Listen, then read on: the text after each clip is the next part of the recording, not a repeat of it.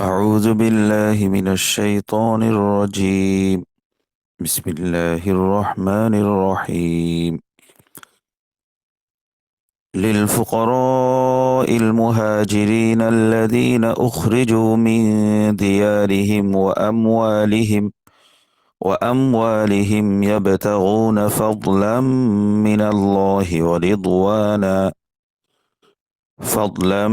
من الله ورضوانا وينصرون الله ورسوله. أولئك هم الصادقون. والذين تبوأوا الدار والإيمان من قبلهم يحبون من هاجر إليهم ولا يجدون في صدورهم حاجة مما أوتوا ويؤثرون على أنفسهم ولو كان بهم خصاصة ومن يوق شح نفسه فأولئك هم المفلحون. والذين جاءوا من بعدهم يقولون ربنا اغفر لنا ولإخواننا الذين سبقونا بالإيمان ولا تجعل في قلوبنا غلا للذين آمنوا ربنا إنك رؤوف رحيم. رب زدني علما رب زدني علما رب زدني علما رب اشرح لي صدري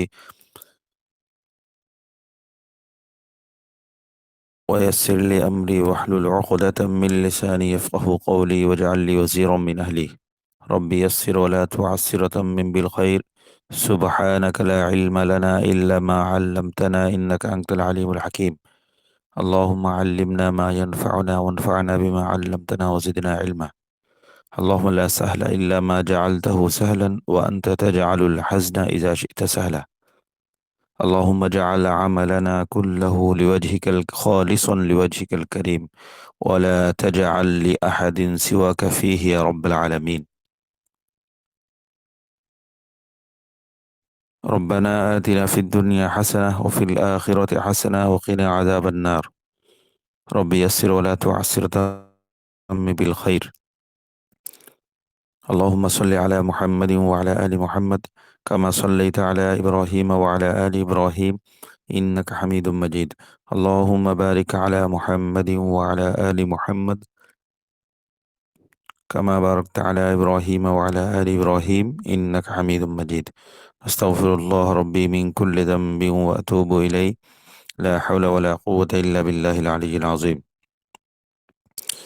للفقراء المهاجرين الذين أخرجوا من ديارهم وأموالهم. للفقراء এই যে আল্লাহ তাআলা এতক্ষণ গনিমতের মাল কাদের জন্য হবে এ বিষয়ে আলোচনা চলছিল। তো এমনিতে তো সাধারণভাবে আল্লাহ তাআলা কোরআনে সূরা তাওবার বিধান দিয়েছেন যে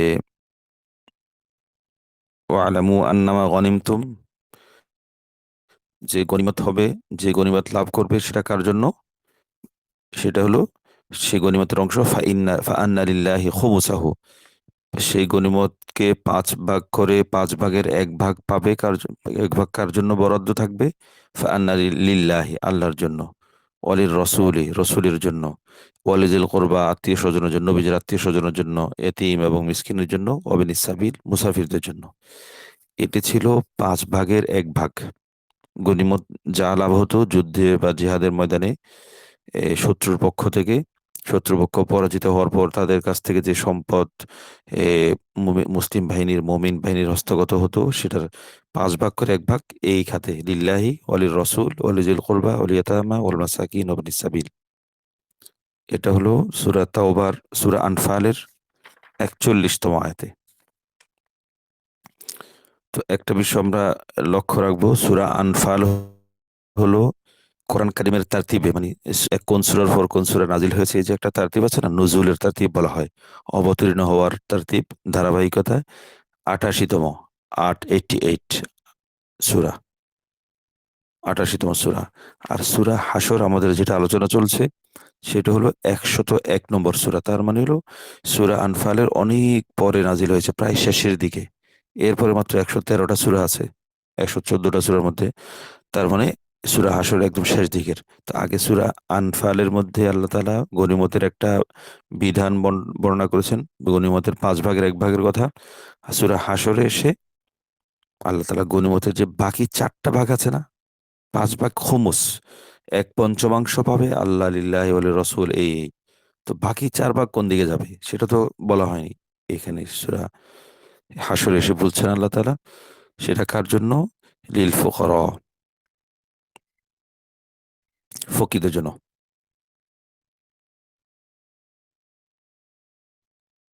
ফাকিরুন বহুবচন, ফুকারা।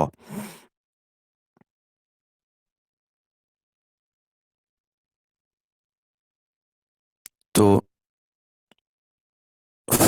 ফকিরকে ফকির এজন্য বলা হয়, ফাকরুন মানে হয়, ফাকর শব্দের অর্থ হলো কাসারা ফাকর জহরিহি। ফা কফ র এই মাদ্দার অর্থ সাধারণত বলা হয় মেরুদণ্ডের যে লম্বা হাড় আছে না, উপর থেকে নিচ পর্যন্ত, যেটা মেরুদণ্ডের মূল হাড়, এই হাড়টাকে ভেঙে দেয়া। এটা আরবি শব্দের অর্থ, ফাকরুন শব্দের অর্থ। তো সাধারণত আমরা বাংলাতেও আমরা বলি যে দারিদ্র্যের নিষ্পেষণে তার মেরুদণ্ড ভেঙে গেছে। মানে কথাটা এমন, সে দারিদ্রতাকে একদম ভেঙে গুঁড়িয়ে দিয়েছে। দারিদ্র্যের কারণে, অসহায়ত্বের কারণে, টাকা-পয়সা না থাকার কারণে। তো আরবিতেও ঠিক ফা, কফ, র এই শব্দটার অর্থ হলো মেরুদণ্ড ভেঙে দেয়া। তো ফা ফে সাধারণত মেরুদণ্ড ভেঙে দেয়া, মেরুদণ্ড তো আসলে একটা সিম্বল। মানি সে সোজা হয়ে দাঁড়াতে পারে না। সে সম্মানের সাথে দাঁড়াতে পারে না। সে আত্মবিশ্বাস নিয়ে দাঁড়াতে পারে না। এমন একটা, এমন ভাবকে সিম্বলিক ভাবে সে তার মেরুদণ্ড ভেঙে গেছে, বা শিক্ষাই জাতির মেরুদণ্ড বলে না?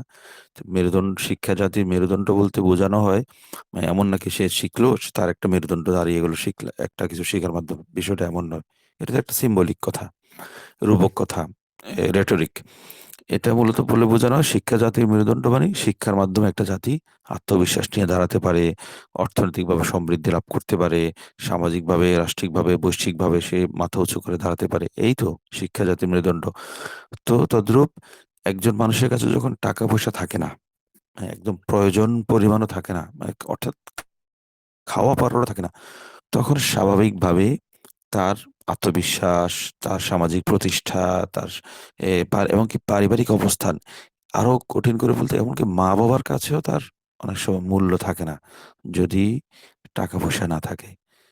অন্তত পর্যাপ্ত প্রয়োজন পরিমাণও যদি না থাকে, সবার কাছে অবহেলার পাত্র হয়।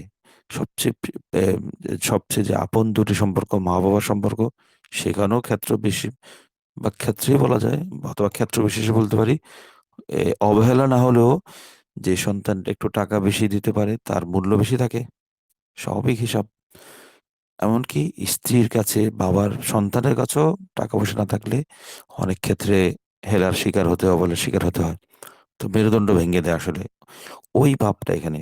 তো ফকিরকে এজন্য ফকির বলা হয় কারণ তার মধ্যে দারিদ্র্য থাকে, ফকিরি থাকে, আর্থিক সংকট থাকে, দৈন্য থাকে। সে আসলে মূলত তার মেরুদণ্ড ভেঙে যাওয়ার অবস্থা। তো ওই দিক থেকে মেরুদণ্ড ভেঙে দারিদ্র্যকে বা গরিবী অবস্থাকে এই প্রকাশ করার জন্য ফাখরুন শব্দটা ব্যবহার করা হয়েছে। কারণ ফাখরুন মানেই আমরা জানি যে মেরুদণ্ড ভেঙে দেয়া। তো লিল ফুকারা, এই যে কার জন্য হবে? এই গনিমতের সম্পদগুলো, যে যা যুদ্ধলব্ধ সম্পদ, ফকিরদের জন্য। কোন ফকির? এমন ফকির যে যারা মুহাজির, যারা মক্কা থেকে হিজরত করে এসেছে, এই হিজরত করে আসা ফকির দরিদ্র যারা, তাদের জন্য। তারা কেমন? এই মুহাজিররা হাজারা ইহাজিরু মুহাজারাতান, হিজরত করা, এক জায়গা থেকে আরেক জায়গায় আসা, দ্বীনের উদ্দেশ্যে, দ্বীন পালনের দৃষ্টে। এ মুহাজির হলো আল্লাযীনা উখরিজু মিন দিয়ারিহিম, যাদেরকে বের করা হয়েছে, বহিষ্কার করা হয়েছে, মিন দিয়ারিহিম তাদের ঘরবাড়ি থেকে। দারুন বহুবচন, দিয়ারুন। আসসালামু আলাইকুম। আপনি শুনছেন শাইখ আতিকুল্লার দার্সে সুরাতুল হাশর ফ্রম মেসেজ ফর উম্মাহ। তো তাদের ঘরবাড়ি থেকে বের করা হয়েছে, ও আমওয়ালিহিম, তাদের সম্পদ থেকে বের করে দেওয়া হয়েছে। কেন? তারা মুহাজির কেন? ইয়াবতাগুনা মিন ফাদলিহিম। ইবতাগা, ইয়াবতাগি, ইবতিগা মানে অন্বেষণ করা, চাওয়া, আই তলাবা। ইয়াবতাগুনা, তারা যে হিজরত করেছে কি করা অবস্থায়? এই অন্বেষণ করা অবস্থায়, চাওয়া অবস্থায়, প্রত্যাশা করা অবস্থায়। কি প্রত্যাশা? ফাদলাম মিনাল্লাহ। ফাদলুন মানে অনুগ্রহ। আল্লাহর পক্ষ থেকে অনুগ্রহ, রিদওয়ান সন্তুষ্টি। আল্লাহর পক্ষ থেকে অনুগ্রহ এবং সন্তুষ্টির প্রত্যাশায় তারা যা কিছু কি করেছে, এ- এগুলোর উদ্দেশ্যে তারা এগুলো পাওয়ার আশায় হিজরত করেছে। এবং ওয়ায়ানসুরুন আল্লাহ ওয়া রাসূলাহু, তারা কি করে? এই যে হিজরত করার পরে তারা ইয়াবতাগুনা ফাদলাম মিনাল্লাহ রিদওয়ানা, আল্লাহর পক্ষ থেকে ফজল, অনুগ্রহ এবং রিদওয়ান সন্তুষ্টি তারা কি করে? কামনা করে। ওয়ায়ানসুরুন আল্লাহ, এবং তারা সাহায্য করে কাকে? আল্লাহ, আল্লাহকে, ও রাসূলাহু, রাসূলকে। উলাইকা হুমুস সাদিকুন, এবং তারাই সত্যাশ্রয়ী, তারাই সত্য অবলম্বনকারী। সদাকা ইয়াসদুকু সিদকান, সত্য অবলম্বন করা, সত্যকে ধারণ করা, অর্থাৎ তারা সত্যবাদী।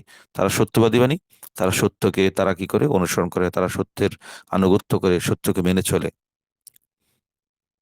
তো লিল ফুকারা,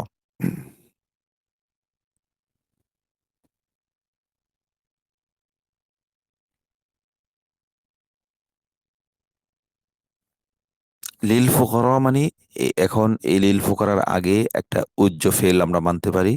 সেখানে উজ্জ ফেলের আগে উজ্জ ফেলটা এমন হতে পারে, আই আনফিকু, তোমরা খরচ করো কাদের জন্য? লিল ফুকারা, ফকিরদের জন্য।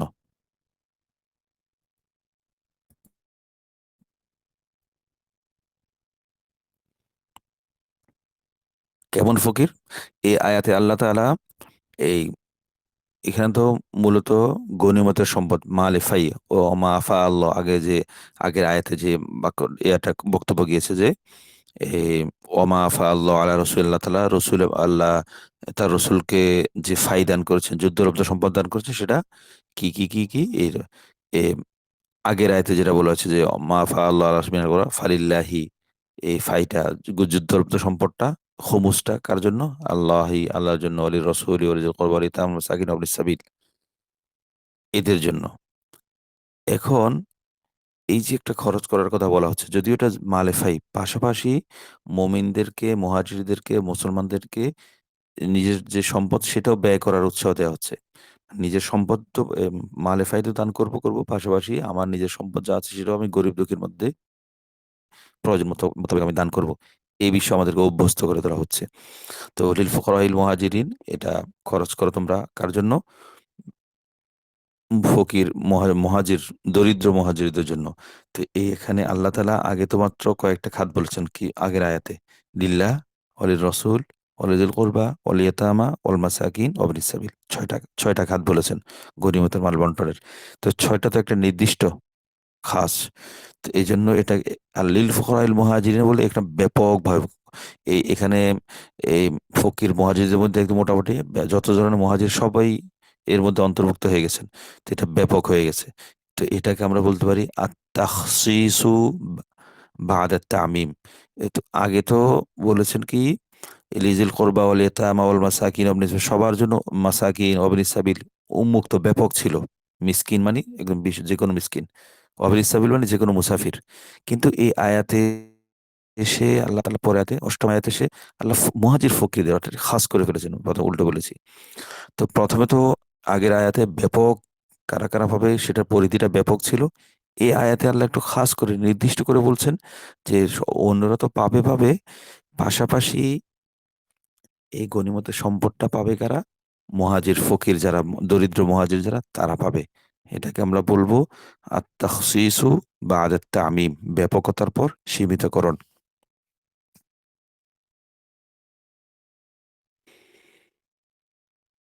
তো এর মাধ্যমে আল্লাহ তাআলা আমাদেরকে এই দান করতে অভ্যস্ত করে তুলছেন। তো লিল ফুকারাইল মুহাজিরিন, ফকিরদের জন্য। ফকিরদের মধ্য থেকে প্রথম দল কারা? কোন ফকির? আল মুহাজিরিন, মুহাজির, এটা প্রথম দল। আত-তাইফাতুল উলা, যাদেরকে উখরিজু মিন দিয়ারিহিম, ঘরবাড়ি থেকে বের করা হয়েছে। কিভাবে বের করা হয়েছে? এ বা জোর করে, যাকে আমরা এখানে উখরিজু আল্লাযীনা উখরিজু মানে কেমন ভাবে বের করা? বের করা তারা স্বেচ্ছায় নয়। জাবরান ওয়া যুলমান, জুলুম করে এবং বাধ্যতামূলকভাবে জোর জবরদস্তি করে যাদেরকে বের করা হয়েছে মক্কা থেকে। এদেরকে দান করতে হবে গনিমতের সম্পদটা। তো এটা এখানে মূলত যারা প্রথম মুহাজির যারা ছিলেন মক্কা থেকে মদিনায় যারা হিজরত করে এসেছিলেন, তাদের ফজিলত, তাদের শ্রেষ্ঠত্ব, তাদের গুরুত্ব, তাদের বড়ত্ব বর্ণনা করা হয়েছে কোথায়? এই বাক্যের মাধ্যমে।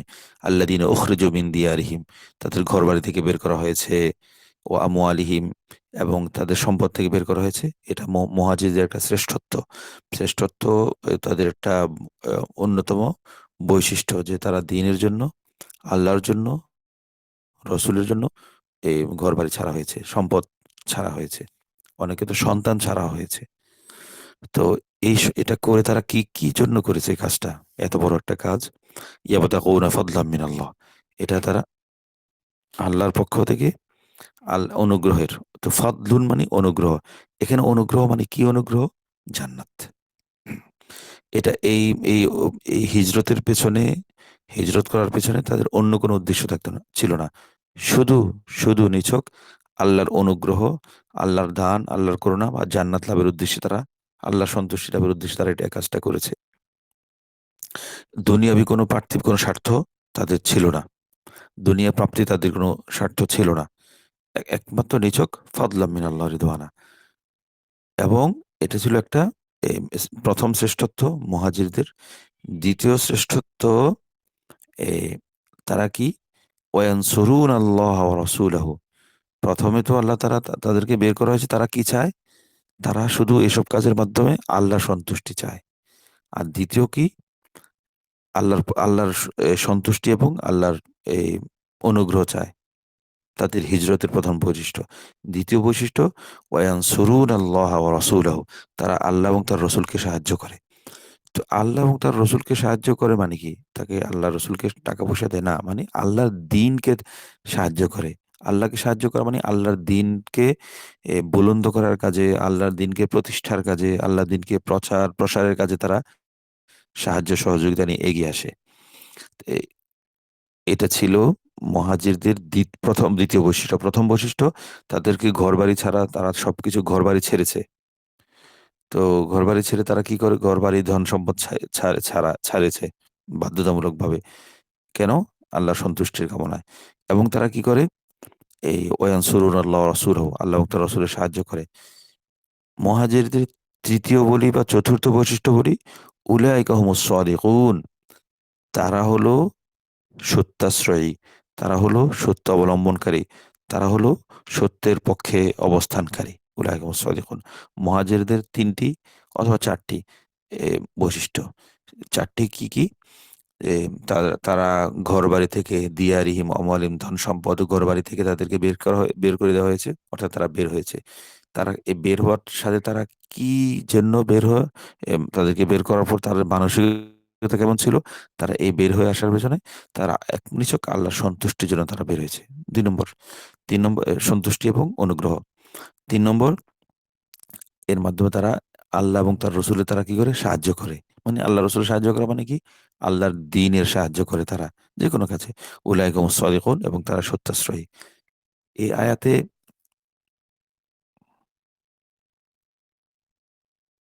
এই আয়াত এবং এর পরের আয়াতে আল্লাহ তাআলা এই মুহাজিরদের ৩ টি বৈশিষ্ট্য বা ৪ টি বৈশিষ্ট্য বলেছেন,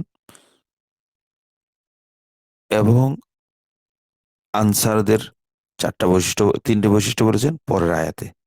তো এই আয়াতে যে ৩ টা বৈশিষ্ট্য মুহাজিরদের, সেটা কি? ১ নম্বর হলো জান-মাল শুধু আল্লাহর সন্তুষ্টির জন্য কোরবান করেছেন তারা।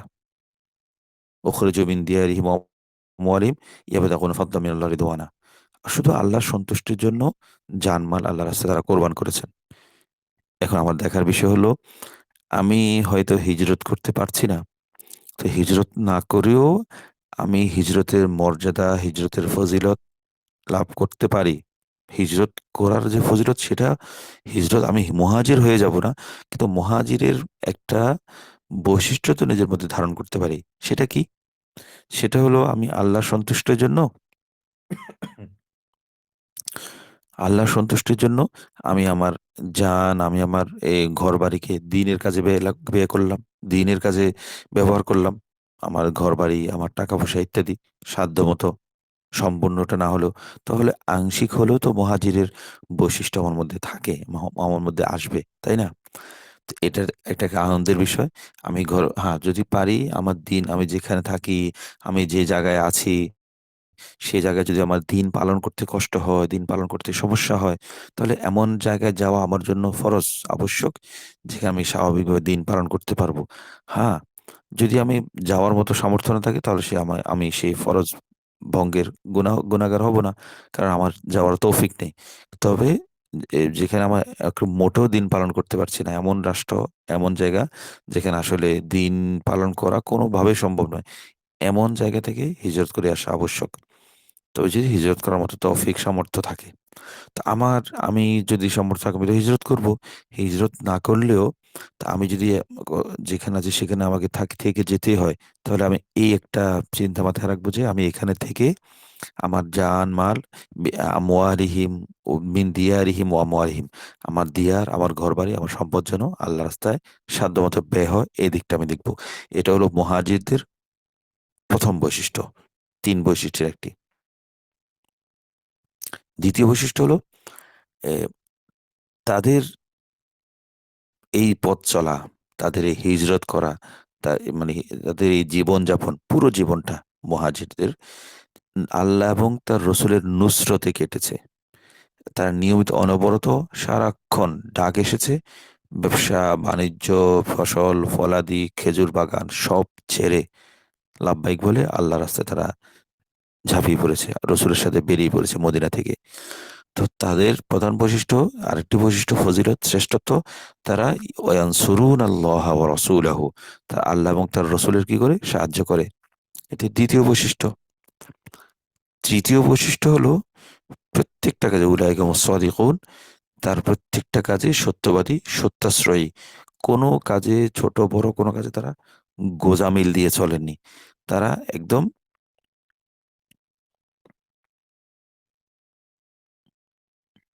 সবচেয়ে যেটা শরীয়তের অনুমোদিত, যেটা আল্লাহ রসুলের অনুমোদিত, এমন কাজে, এমন কর্মে তারা ছিলেন।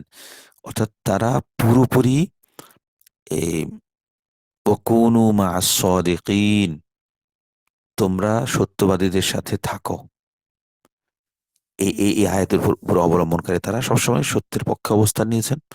তারা সবসময়, এমনকি সাহাবায়ে কেরাম, যে পরস্পর যে একটা দ্বন্দ্ব হয়েছিল জঙ্গে সিফফিনে, জঙ্গে জামালে, যে যুদ্ধ হয়েছিল, ওটা কি কেউ কি, যিনি যে পক্ষে আলী রাদিয়াল্লাহু তাআলার পক্ষে যারা ছিলেন বা মুআবিয়া রাদিয়াল্লাহু তাআলার পক্ষে ছিলেন, যারা মুআবিয়া রাদিয়াল্লাহুর পক্ষে ছিলেন, তারা কি ওই ওই পক্ষে মিথ্যা মনে করেছিলেন? না।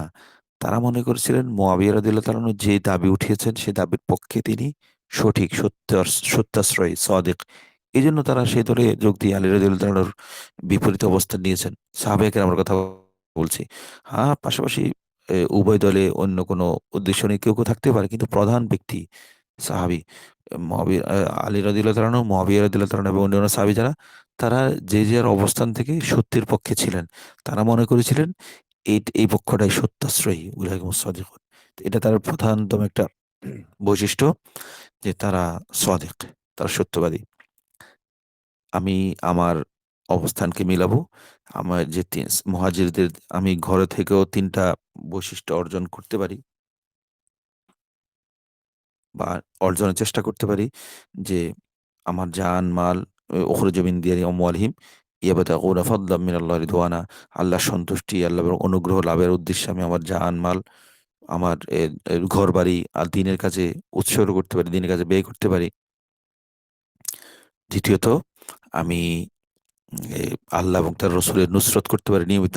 আল্লাহ এবং রসুলের নুসরত করা মানে, আমরা যে একটা শব্দ অতিরিক্ত বাড়িয়েছি আল্লাহ মানে দ্বীন, আল্লাহর দ্বীন মানে ইয়ানসুরুনাল্লাহ মানে ইয়ানসুরুনা দ্বীন আল্লাহি ওয়া রাসূলিহি, আল্লাহ এবং তার রসুলের দ্বীনে আমরা সাহায্য করতে পারি।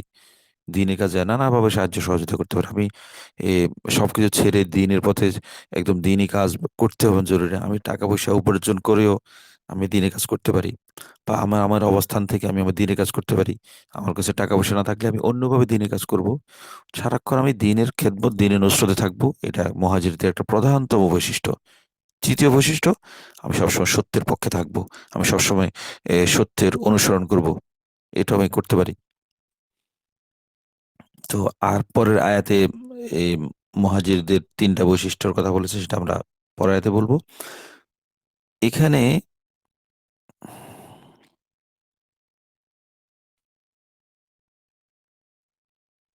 যে মুহাজিরদের যে ৩ টা বৈশিষ্ট্য, ৩ টা ফজিলত যেটার কথা বলেছি, এই ৩ টা ফজিলত কিন্তু আমি আমি একদম একদিনেই একদম এক বসাতে সব অর্জন করে ফেলবো বা এই ৩ বৈশিষ্ট্যের অধিকারী থাকবো। এটা সম্ভব না হলে আমি একটু, একটু করে অগ্রসর হই। আমি আমার দিন, আমার ঘরবাড়ি ছাড়তে স্থায়ীভাবে পারছি না। ঠিক আছে? আমি দিনের জন্য। তাহলে অন্তত আমি প্রতিদিন দিনের কাজের জন্য, দিনের এই সেবার জন্য ৫ মিনিট ঘর থেকে বের হই। এই ৫ মিনিট বের হই, আমি একটা দাওয়াতি কাজ করি। আমি একজন অমুসলিমকে দাওয়াত দেই, বা আমি একজন অসহায় মানুষকে সাহায্য করি, বা আমি একটা মসজিদ প্রতিষ্ঠার জন্য ৫ মিনিট ঘর থেকে বাইরে থাকি। এটা এটা মুহাজির না, এটা হিজরত না। কিন্তু সামান্যতম একটু, একটু হলেও আমি ঘর ছেড়েছি তো। তো এটা আমি আপাতত এটুকু করি। আমার সামর্থ্য এটুকু আছে তো। এটুকু তো সবার সামর্থ্যে আছে।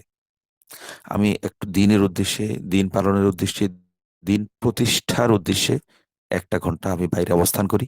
ঘর ছাড়ি। পারি তো, এটা ছাড়তে পারি তো।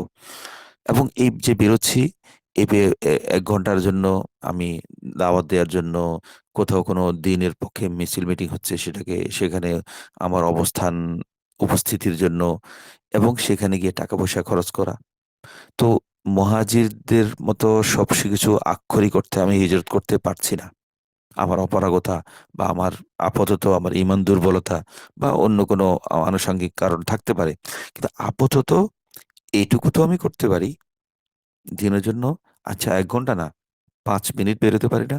আমি ঘর থেকে ৫ মিনিট বের হই। আমি প্রতিদিন এই ৫ মিনিট দিনের কাজ করব।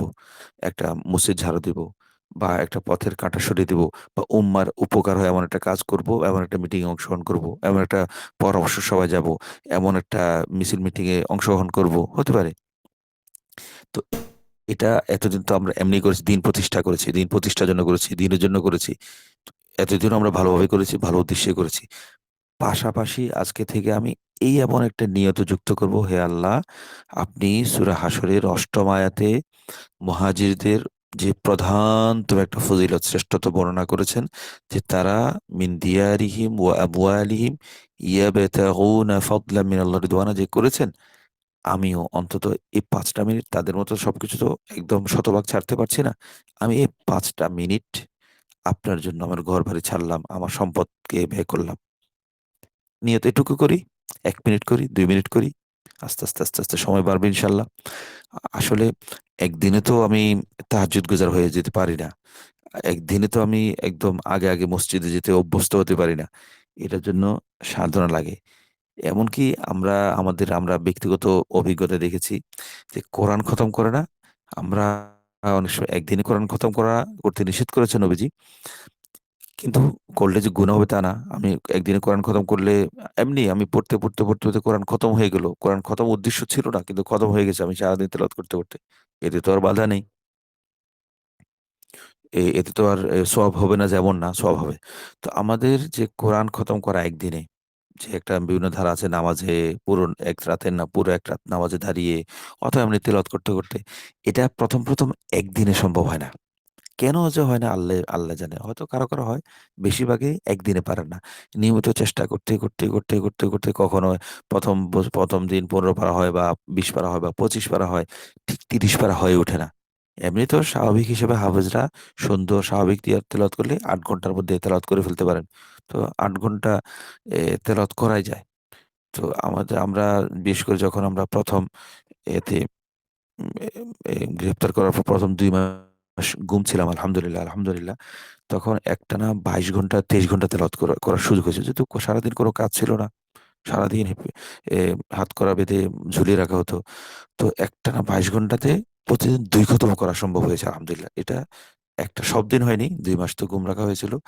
তো অনেক দিন হয়েছে যে একটানা তেলাওয়াত করতে, করতে খতম হয়ে ২ ঘন্টা খতম। সাধারণত আমাদের তেলাওয়াত করতে খতম তেলাওয়াত করতে লাগে ৭ ঘন্টা, ৭.৫ ঘন্টা বা ৮ ঘন্টা। তো সেখানে ৮ দুগুণা ১৬ ঘন্টা। তার চেয়েও বেশি ২২ ঘন্টা একটানা তেলাওয়াত হতো। ২২ ঘন্টা। যেহেতু ওই সারাক্ষণ যখন তখন রাত ১২টা, ১টা, ২টা কোনো সময় নেই। যখন তখন ডাকতো।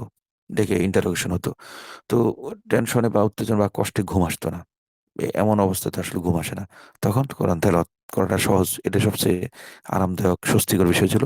তো একটানা মাঝে, মাঝে ২২ ঘন্টা পর্যন্ত তেলাওয়াত হয়েছে। তো ২২ ঘন্টা তেলাওয়াত করলে খতম ১টা ২টা কেন ৩টা হবে স্বাভাবিকভাবে।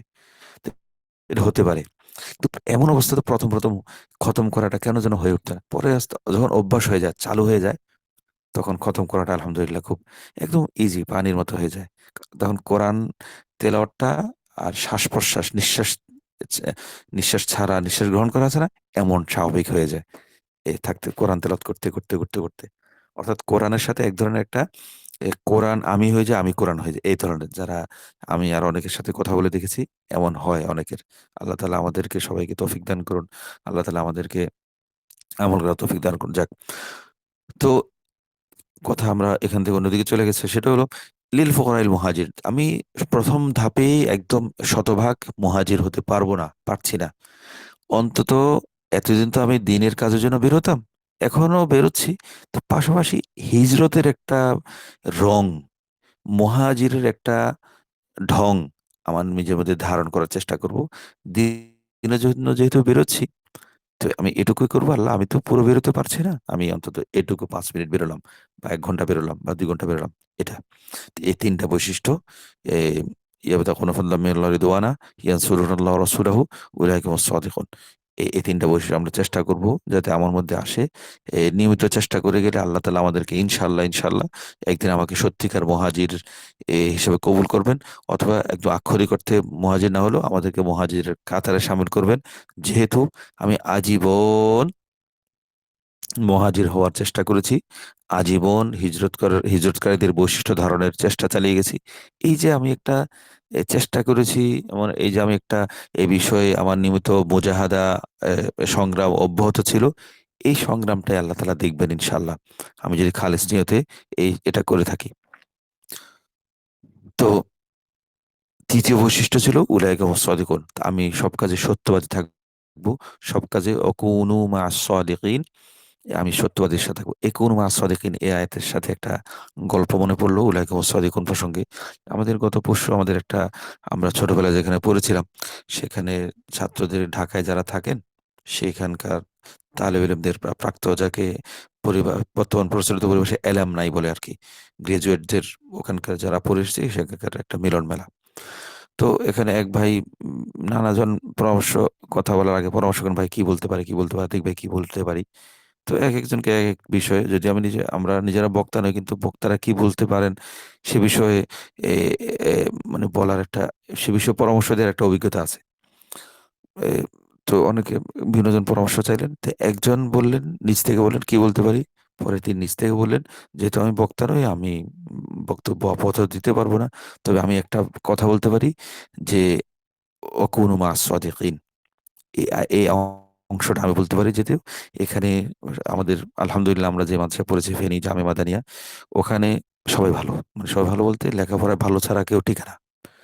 তার মানে এমন না যে দুর্বলদেরকে ওখানে নেয়া হয় না। হ্যাঁ, দুর্বলরা নেয়া হয়। কিন্তু ওই তাদেরকে মেহনত করে তাদেরকে সুযোগ দিয়ে ভালো করে তোলা হয়। তো ওখানে যারা পড়ে, ওখানে যারা থাকে তারা সব দিক দিয়ে কঠোর শৃঙ্খলার মধ্যেই থাকে তারা। ওভাবে বেড়ে ওঠে। তো ওখানে সবাই ভালো। তো ওখান ওখান থেকে পড়ে আসা মানে হলো এই ছেলে ভালো ছাত্র। যেমন একজন একটা ঢাকা ভার্সিটির ছাত্র বললে যেমন সবাই মনে করে যে না এ তো অনেক ভালো কঠিন ভর্তি পরীক্ষা দিয়ে এখানে টিকেছে। ঢাকা মেডিকেল বলি তার মানে এর ভেতরে একটা কিছু আছে। হ্যাঁ, পরবর্তীতে রাজনীতি বা অন্য কোনো কারণে সে পড়াশোনার সাথে ছিল না সেটা ভিন্ন কথা। কিন্তু ভর্তি হতে কিন্তু যোগ্যতা দিয়ে ভর্তি হতে হয়েছে। অল্প কিছু ব্যতিক্রম ছাড়া। দলীয় কাঠামো বা পারিবারিক বা শিক্ষক কোটা ছাড়া যারা বেশিরভাগ ছাত্রছাত্রী যোগ্যতা দিয়ে ভর্তি হতে হয়। তো আমাদের ওখানে এমন, তো ওখানে তো সবাই ভালো। তো তবে অনেকে আছে না, দাওরা পাশ করে মাওলানা হওয়ার পরে এ, এলিমের সাথে বা মাদ্রাসা পড়ানো, ইমামতি করা, ধর্মের চর্চার সাথে থাকেন না, ব্যবসা বাণিজ্যে জড়িত হয়ে পড়েন। এমন এক ভাই বললেন যে আমি তো আসলে এসব এলিম কালাম চর্চার সাথে নেই দীর্ঘদিন, প্রায় 30 বছর 20 বছর। তো আমি কি বলতে পারি, আজকে তো অনেক দিন পর আমি এই পরিবেশে আসলাম। তখন তিনি নিজে বললেন যে ও কোনো মাস দেখে বলতে পারে, আমি যেহেতু দিনদার নই, আমার যেহেতু দিনের এলেমের সাথে সম্পৃক্তি নেই, ওঠা বসা নেই, তো আমি এটুকু করতে পারি যে আমি তো আজকে ভালো হওয়ার জন্য এসেছি, আমি আমার শিক্ষকরা ওস্তাদরা ডেকেছেন বলে এসেছি। তো আমি এটা বলবো যে অকুন মাস সদেকিন, এটা আমি কথা বলবো। আমি সদেকিনদের সাথে থাকতে এসেছি, আমি ভালো হওয়ার আশা নিয়ে এসেছি, আমি ভালো থাকারও আশা নিয়ে এসেছি। তো এই, তো অকুন মাস সদেকিন, এটা ভালো মানুষদের বৈশিষ্ট্য, এটা সাহাবায়ে কেরামের বৈশিষ্ট্য।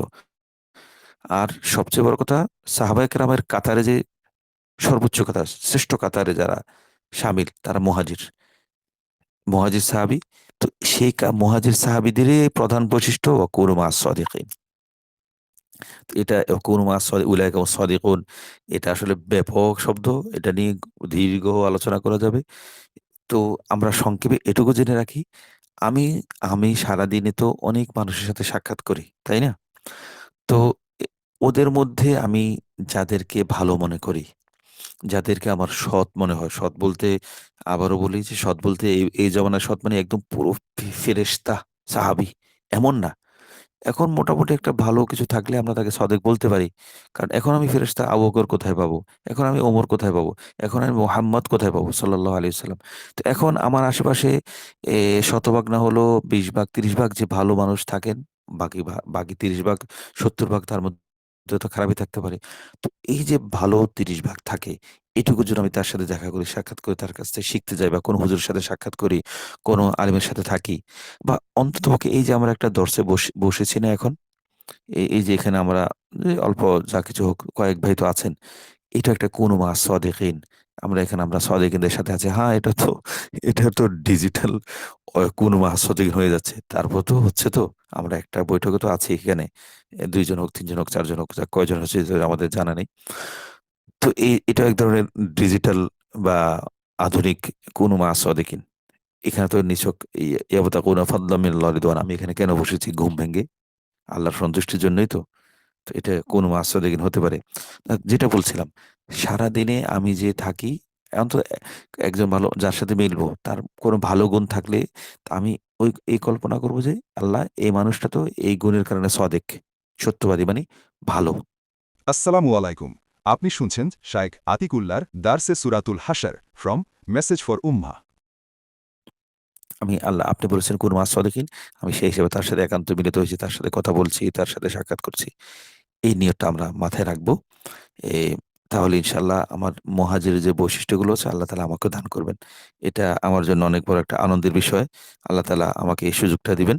আমি এই সুযোগটা বারবার গ্রহণ করব ইনশাআল্লাহ। তাহলে হবে কি, এ আমার জন্য দিন আস্তে, আস্তে ধীরে, ধীরে মুহাজিরদের কাতারে বা মুহাজিরদের মতো আমল করা সহজ হয়ে যাবে। তো এই যে আমাদের মুরব্বিরা বলেন না, দিনের একটা ছোট্ট একটা বিষয়ে দিনের কয়েকটা বিষয় আমল করলে, বিশেষ করে ৩ টা সুন্নতের কথা বলেন। যে যদি এ দিনের আমরা ৩ টা সুন্নতের উপর আমল করি, তাহলে পুরো দিনের সমস্ত বাকি সুন্নতগুলোর উপর আমল করা সহজ হয়ে যায়। এটা দাওয়াতুল হক মানে এই আমাদের যে থানবী রহমাতুল্লাহ আলাইহি সিলসিলার যে ধারা আছে, সেই ধারার খানকাগুলোতে সাধারণত এই কথাটা বারবার বলা হয় যে ৩ টি সুন্নতের উপর নিয়মিত আমল করিলে বাকি সুন্নতের উপর আমল করা সহজ। ১ নম্বর, স্পষ্ট এবং শুদ্ধ উচ্চারণে সালাম দিব। ২, ভালো ভালো কাজ ডান দিক থেকে শুরু করব। ভালো কাজে ডান দিককে প্রাধান্য দিব, মন্দ কাজে বাম দিককে প্রাধান্য দিব। ৩, সর্বাবস্থায় আল্লাহর জিকির করব। উপরে ওঠার সময় আল্লাহু আকবার বলবো, নিচে নামতে সুবহানাল্লাহ বলবো, আর সমতলে চলতে লা ইলাহা ইল্লাল্লাহ বলতে থাকবো। এই ৩ টি সুন্নতের উপর আমল করিলে বাকি সুন্নতের উপর আমল করা সহজ হইয়া যায়। এটা এইভাবে আমাদেরকে আমাদের খানকায়, আমাদের প্রফেসর হযরতের খানকায় প্রফেসর হামিদুর রহমান রাহিমাহুল্লাহ, আমার পীর সাহেব, আমার শেখ, আমার এই তৌহিদের এই মুর্শিদ আমার, যাক ওনাকে নিয়ে কথা তো অনেক কথা। যাক, আমাদের সেটা আলোচ্য বিষয় না। এই ৩ টে সুন্নতের আমল করলে বাকিগুলোর চলাটা সহজ হয়ে যায়। আর আমাদের যে একটা বই বেরোচ্ছে বছর আমরা তো দেখেছি নিশ্চয়ই ভালো কিছু করি ইসলাম, ভালো কিছু করি। এটার আমরা প্রথমে শুরুতে ৩ টা আমল দিয়ে দিয়েছি। এবং আমরা স্কুলগুলোতে এই ৩ টা প্রথমে গিয়ে এই ৩ টা শিশুদেরকে প্রাইমারি স্কুলে, হাই স্কুলে ছাত্রছাত্রীদেরকে প্রথমে আমরা এই ৩ টা কাজে বলেছি। ৩ টা সুন্নতের কথা তাদেরকে কোরাস করিয়ে মুখস্থ করিয়ে দিই। এরপরও যদি সময় থাকে অন্য কথা বলি। তো এই যে এই ৩ টা বৈশিষ্ট্যর মতো মুহাজিরদের এই ৩ টা বৈশিষ্ট্য যদি আমি অল্প করে চর্চা করতে থাকি, ইনশাআল্লাহ আল্লাহ তাআলা আমাকে একসময় মুহাজিরদের মতো না হলেও, মুহাজিরদের কাতারে না হলেও মুহাজিরদের মতো আমাকে গণ্য করবেন। আল্লাহ তাআলা আজকের জন্য আমরা এখানে রাখি। আমরা একটা মূলনীতি পড়তে বলেছিলাম। আমাদের ইফি মানাকিবুল কোরআন, ওটা পরে আলোচনায় আসবে। এই আয়াতে ওটার আলোচনা না। ইনশাআল্লাহ আগামীকাল যদি ওটার আলোচনা হয়, আমরা ওটা ওই মূলনীতি নিয়ে আলোচনা করব ইনশাআল্লাহ। আর যদি আমাদের কাছে ফি মানাকিবুল কোরআন বইটা না থাকে, তো আমাদের যাদের কাছে আছে আমরা তাদের কাছ থেকে অন্তত তাদের মোবাইলে ছবি তুলে দিয়ে হলো আমরা ৯২ কত পৃষ্ঠা যেন বলেছি? ৯২ পৃষ্ঠা বলতে হয় বোধহয়। হ্যাঁ জি, ৯২ পৃষ্ঠায় ছবি তুলে হলেও আমরা ওই ৯২ পৃষ্ঠাটা একটু দেখে নেব। না বুঝলে ইনশাআল্লাহ আমরা ওই প্রসঙ্গে যখন আলোচনা আসবে আমরা এটা বিষয়টা বুঝে নেব। তো এটা আল-লাফতুহাতি এই যে ৩৩ নম্বর যে ফাওয়ায়েদ ফি মানাকিবুল কোরআন বইয়ের, এই বইয়ের অত্যন্ত গুরুত্বপূর্ণ একটা মূলনীতি। এটা বুঝলে কোরআন কারিমের অনেক আয়াত এই মূলনীতির আলোকে আমরা বুঝতে পারবো ইনশাআল্লাহ। তো আল্লাহ তাআলা আমাদেরকে এই কোরআনে মেহনতে শামিল থাকা তৌফিক দান করুন। আমাদের এই ভোর রাতের দর্সটাকে আল্লাহ তাআলা যত ব্যস্ততা থাকুক নিয়মিত কন্টিনিউ করার তৌফিক দান করুন এবং আমাদেরকে কোরআনের সাথে লাগিয়ে রাখুন। এই কোরআনের সাথে লাগিয়ে রেখে আল্লাহ তাআলা আমাদেরকে এ কোরআন আ সাহাবায়ে কেরামের মতো কোরআনের অনুসারীদের কাতারে শামিল করুন এবং মুহাজিরদের যে ৩ টে বৈশিষ্ট্য সেটিকে অর্জন করার তৌফিক দান করুন। আমিন। ওয়া আখিরু দাওয়ানা আলহামদুলিল্লাহি রাব্বিল আলামিন। ওয়া মা আলাইনা ইল্লাল বালাগুল মুবিন।